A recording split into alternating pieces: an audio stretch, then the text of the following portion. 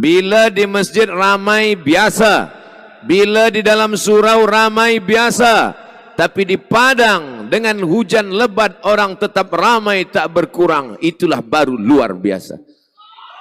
Yang hadir di hadapan saya ini adalah para mujahid fi sabilillah. Yang hadir ini adalah pemuda belia yang di masa akan datang di tangan mereka lah kekuasaan Islam. Allahu Akbar. Dari teriakannya hantu setan pun akan berlari. Dari teriakannya akan membangkitkan semangat. Gambar-gambar yang di-share malam ini dari Terengganu akan membuat orang berkata, inilah agama yang diridhai Allah. Wa ma arsalnaka illa rahmatan lil alamin. Oleh sebab itu jangan lupa like and share. Ini bagian daripada dakwah. Ini adalah syiar dakwah. Oleh sebab itu dalam Islam diajarkan salat Idul Fitri tidak di masjid, ramai di padang. Salat Idul Adha lagi ramai. Tapi kalau salat Idul Adha orang ramai, dia tidak heran. Kenapa ramai? Sebab ada pembagian daging kambing. Malam ini tidak ada yang balik membawa daging kambing. Tapi malam ini malah wang yang ada pula berkurang. Sebab dikirimkan untuk tabung Terengganu for Yemen. InsyaAllah berapapun yang kita berikan itu amat sangat bermanfaat. Sekarang ini musim dingin, musim sejuk. Saudara kita di Yaman kedinginan. Cuaca mereka menyiksa. Kaki mereka tiada beralas. Memijak tanah. Tapi dengan bantuan dari Terengganu, insyaAllah hangatlah badan mereka. Dapatlah mereka makan makanan yang bergizi. Maka insya Allah segala rezeki orang Terengganu akan diberkahi Allah Subhanahu wa ta'ala. Tidak Terengganu saja, orang Kedah yang datang pun dapat juga. Tapi tentu sahibul bait lebih besar daripada tamu. Amin ya rabbal alamin. Ada 3 hal yang ingin saya sampaikan malam ini. Yang pertama, bahwa Terengganu tidak dapat dipastikan bila orang Terengganu bersyahadat. Tapi kalau dikatakan pada 700 tahun yang lalu dia sudah menulis huruf Arab di batu. 700 tahun yang lalu dia sudah menulis huruf Arab berbahasa Melayu, tapi hurufnya huruf Arab di batu. Maknanya sebelum itu Islam sudah lama bertapa. Oleh sebab itu bila disebut Melayu maka berarti Islam. Melayu adalah Islam. Melayu tanpa Islam hilang me-nya, tinggal layunya saja. Saya bangga malam ini. Sebab apa? Sebab dalam satu hembusan nafas kita berkata Melayu, maka adalah Islam. Oleh sebab itu maka kita bangkitkan lagi. Yang pertama yang ingin saya sampaikan malam yang berbahagia ini adalah bahwa dakwah Islam tidak hanya setakat tazkirah, tidak hanya sebatas pada khutbah, tapi ada yang lebih besar daripada itu adalah ketika Islam berkuasa di atas muka bumi Allah Subhanahu wa ta'ala. Kalaulah Islam itu hanya sebatas pada tazkirah, pada khutbah, akan berakhir. Makanya Islam mengapa kuat di Terengganu? Kerana Islam ada kuasa. Allahu Akbar. Kekuasaan Islam ini akan bertahan madamatis samawati wal ard. Selama hayat dikandung badan, selama bumi masih terhampar, selama langit masih terkembang, maka insya Allah Islam akan tetap ada. Maka perlu sokongan, dukungan masyarakat.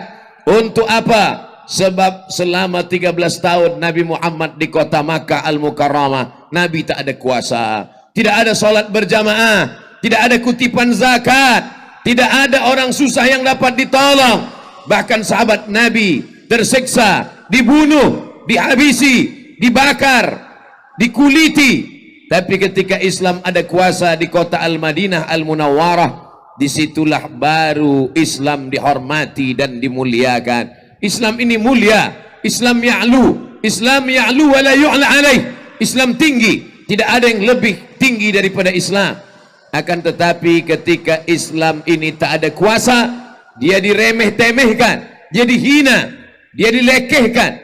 Tapi manakala Islam ada kuasa di kota Al-Madinah Al-Munawwarah, disitulah baru musuh-musuh Islam segan. Mereka takut. Nabi Muhammad SAW datang ke kota Al-Madinah Al-Munawwarah dengan kemudian 8 tahun lamanya membuat kekuasaan, sampailah dia ke kota Makkah Al-Mukarramah membawa 10.000 pasukan.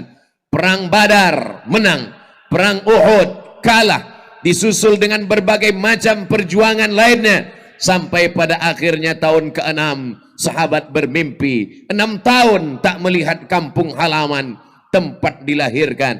Apa kata orang Melayu? Sedang tempat jatuh lagi dikenang, apatah lagi berulang mandi. Tapi Nabi meninggalkan kampung halamannya bukan sekejap, bukan sekedip mata. 6 tahun lamanya dirindukan.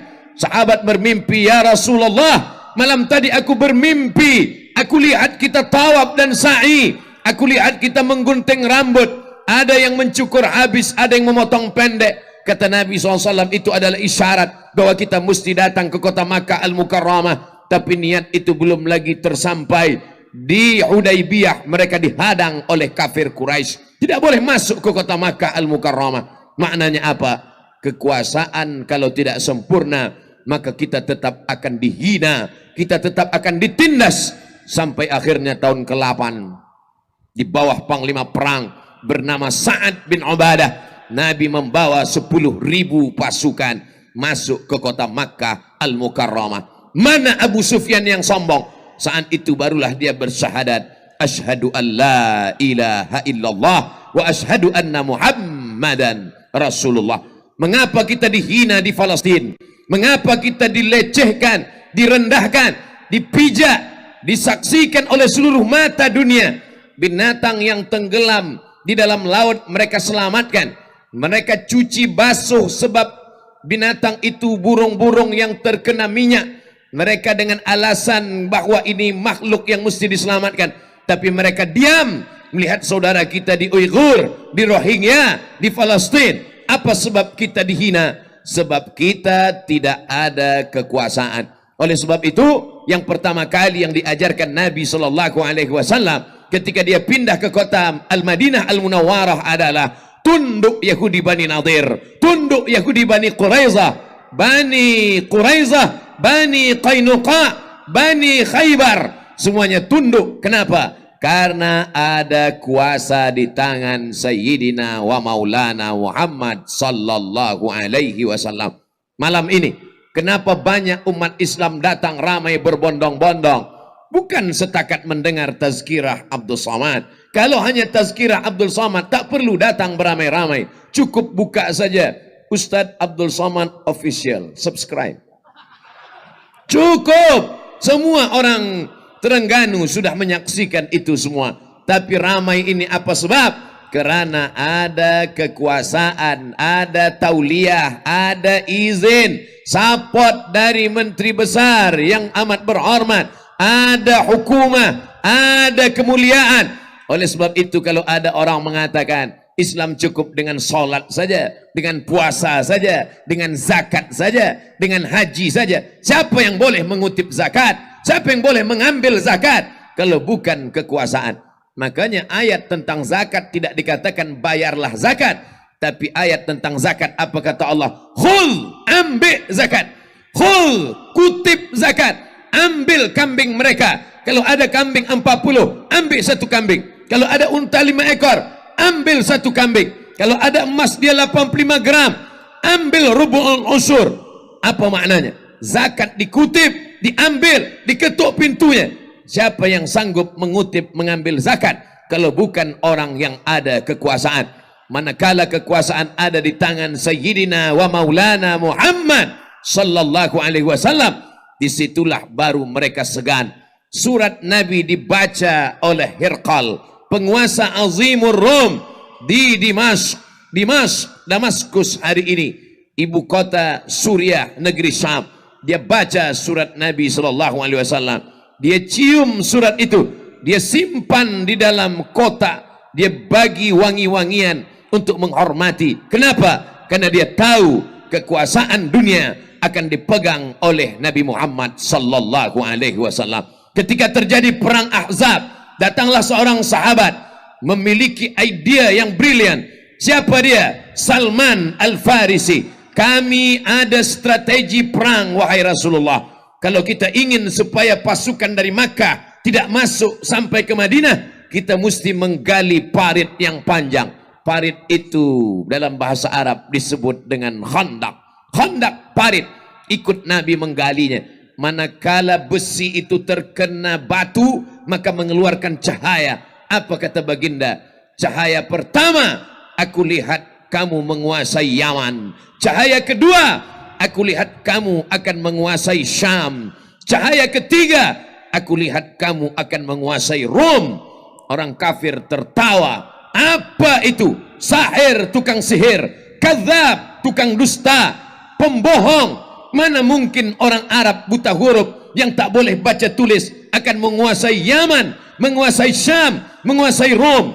Hari ini apa yang dikatakan baginda terbukti nyata. Yaman bersyahadat, Syam bersyahadat, Rom bersyahadat. Rom masa itu adalah Konstantinopel. Dari mulut dia yang tak dapat menulis dan membaca, tapi menerima wahyu dari Allah Ta'ala. Apa kata dia? La tufta'annal Konstantiniyah. Kamu akan membebaskan Konstantinopel. Wala ni'mal amiru amiruha. Sebaik-baik panglima perang adalah panglima perang yang masuk ke Konstantinopel. Wala ni'mal jaishu dzalikal jais. Dan sebaik-baik pasukan tentera adalah tentera yang menguasai Konstantinopel. Dia robah negeri itu bernama Istanbul. Apa yang terjadi adalah ucapan dari Nabi Muhammad sallallahu alaihi wasallam. Lagi-lagi kuasa di tangan seorang muslim, itu yang akan dapat menolong agama Allah Subhanahu wa taala.